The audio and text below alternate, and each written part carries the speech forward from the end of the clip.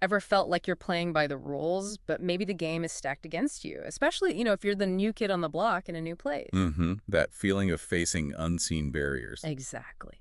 So today we're doing a deep dive into something called the liability of foreignness in international business.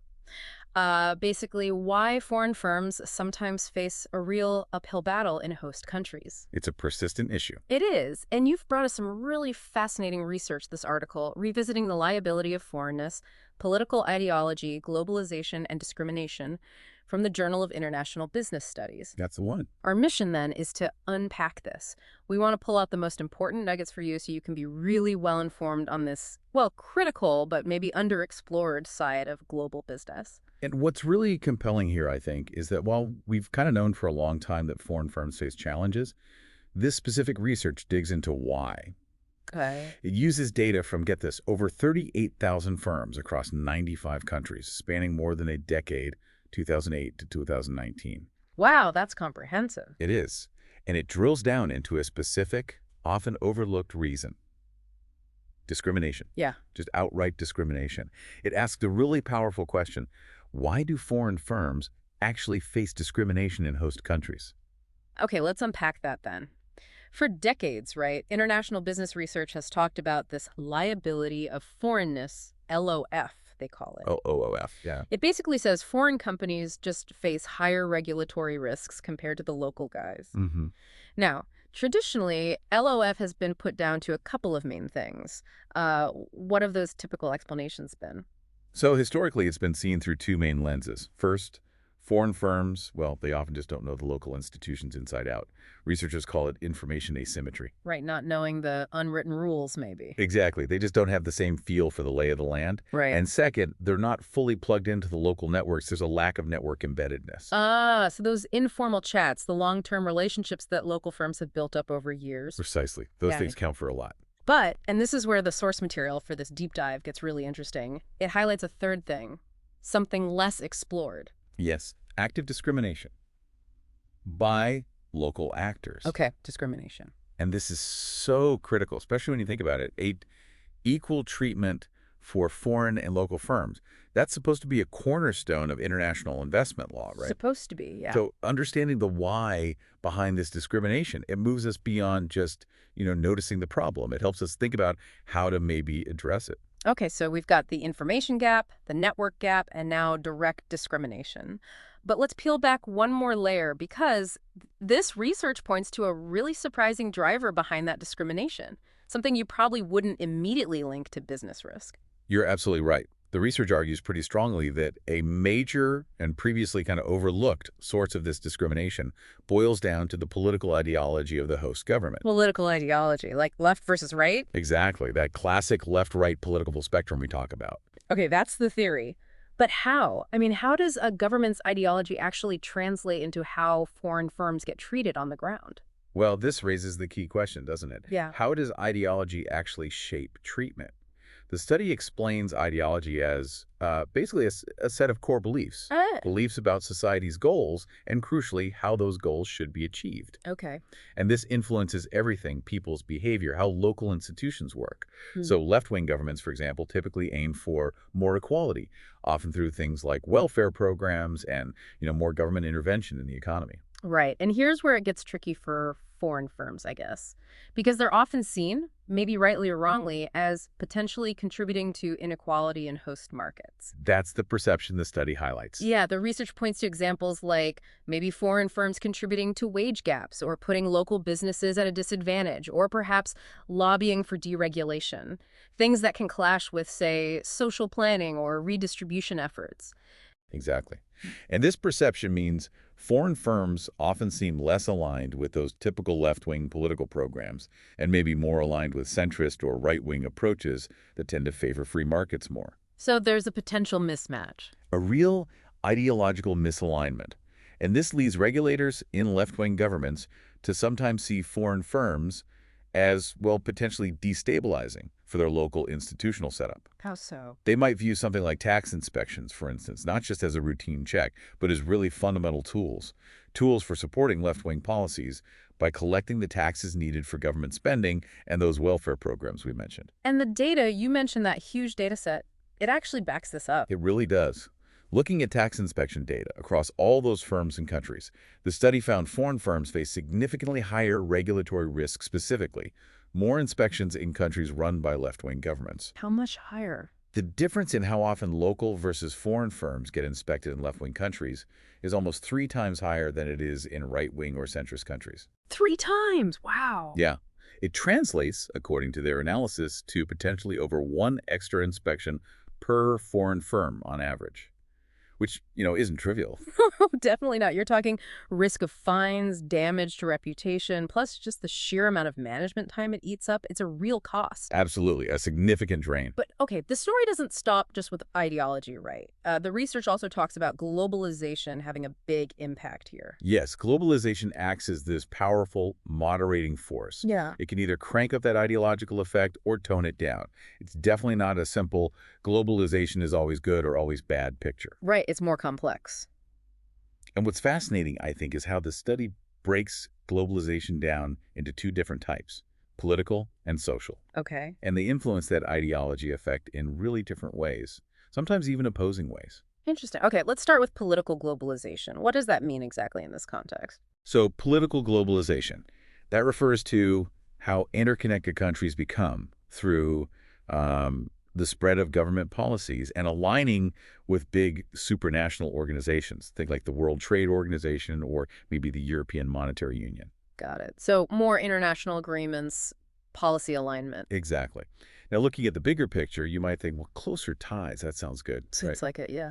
But the source material tells us that for left-wing governments, this kind of political globalization can come with what they call sovereignty costs. Sovereignty costs. Meaning It can limit their ability to actually implement the domestic policies they want, especially things related to the welfare state.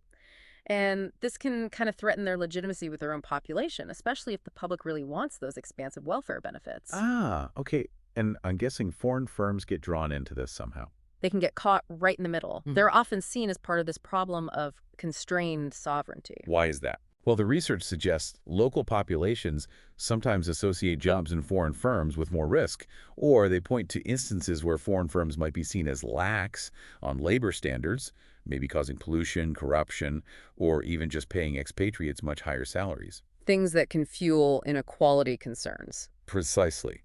Actions that can exacerbate inequality and put even more pressure on a government that already feels its hands are tied policy-wise. So what's the government's response then, according to the study, if they feel they can't easily bring in new policies? They're more likely to use the tools they do have. So in these highly politically globalized contexts, left-wing governments are more likely to increase regulatory oversight, like those tax inspections we talked about specifically on foreign firms. As a way to maybe collect more fines, boost revenue for the welfare state? That seems to be part of the logic. Boost revenue, protect the welfare state, but also, importantly, reassure the public. Show them the government can still act in their interests, even with this perceived loss of sovereignty. So political globalization actually makes the discrimination worse in these cases. Exactly. It amplifies it. The study clearly shows that as political globalization goes up, the number of tax inspections on foreign firms in left-wing countries increases significantly. And they quantified that. They did. The analysis confirms that in these high political globalization, left-wing settings, foreign firms can expect to face, well, notably, more inspections than their local counterparts. It's a direct outcome of this tension. Okay, wow. So that's political globalization amplifying the risk. Yeah. But you said there was a flip side, social globalization. Yes, social globalization. And this is where it gets really interesting, maybe even counterintuitive. Tell me more. What defines social globalization? This is more about the movement of people, ideas, and information across borders. It affects, as the paper puts it, the consciousness of individuals and their attitudes towards culture, politics, and personal identity. So things like international travel, phone calls, migration. Exactly. Think international phone traffic, tourist numbers, the number of foreign residents in a country, that sort of thing. Okay. So how does this kind of globalization affect how left-wing governments see foreign firms? It sounds like it could also be complex. It is, and it poses an interesting dilemma. On one hand, increasing diversity, more international connections, that often promotes more liberal sociocultural values, which you might think aligns well with left-wing ideas. Right. But on the other hand, more openness, especially to migrants, could be seen as posing a unique threat to the welfare state, maybe impacting labor market stability. So it's not obvious how it plays out. But there's a twist. Here's the really surprising twist from the study. With increasing social globalization, foreign firms are actually perceived more as part of the solution for left-wing governments, not just part of the problem. Really, part of the solution. Why? Well, think about it. These foreign firms often employ migrants, Right. and those migrants are often seen as actual or potential contributors to the welfare state through taxes. Ah, Plus, these firms bring in diversity. They enhance a kind of cosmopolitan outlook, which can make them desirable workplaces. And get this, some research even shows that working for a foreign firm can increase individual support for welfare programs. that is interesting. So they're seen as potentially helping to integrate people and support the system. You've hit on it exactly.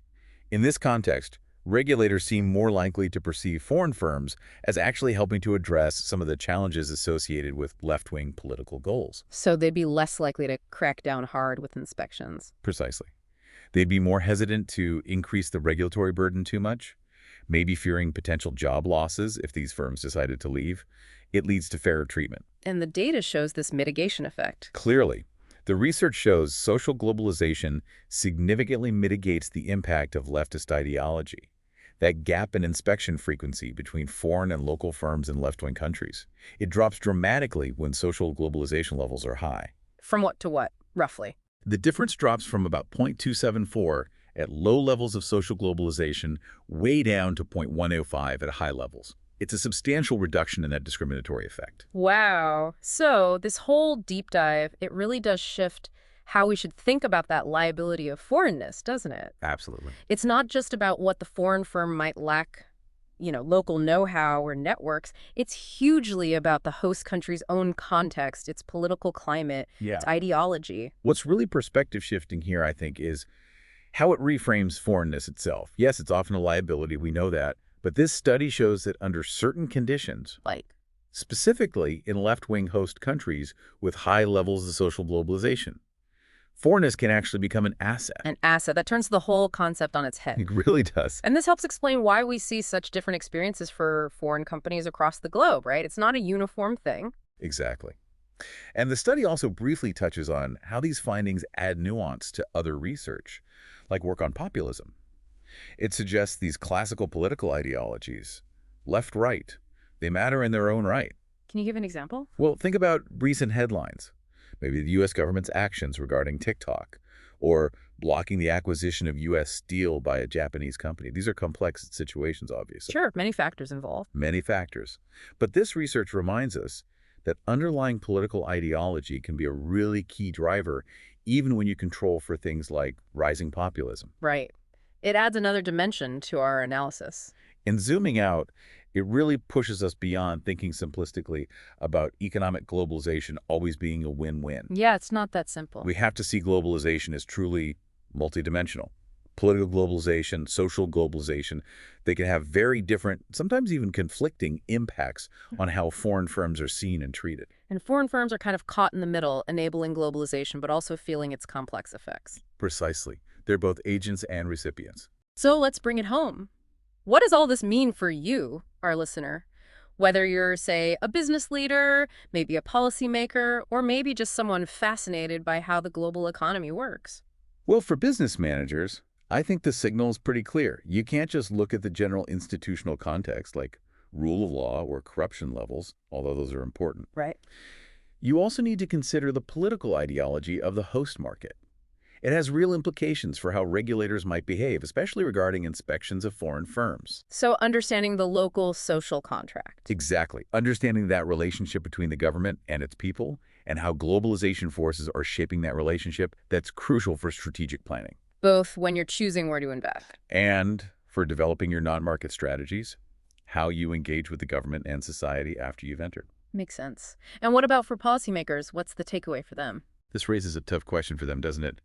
How do you balance trying to attract foreign investment with potentially conflicting sentiments among your own regulators or public? Yeah, that's a real balancing act. The study hints that promoting more dialogue, formal and informal conversations between business leaders and institutional stakeholders could be key. It might help ensure compliance without just escalating costs or leading to bureaucratic bias, which can be a real issue, especially in, say, emerging markets where public sectors might be under-resourced. Building bridges, essentially. Something like that, fostering mutual understanding. Well, this deep dive into political ideology, globalization, and the liability of foreignness, it certainly paints a complex picture, but a really crucial one for anyone involved in international business. It does. It's a powerful reminder that context isn't just, background noise. It's an active force shaping the risks and opportunities that foreign firms face out there. Absolutely.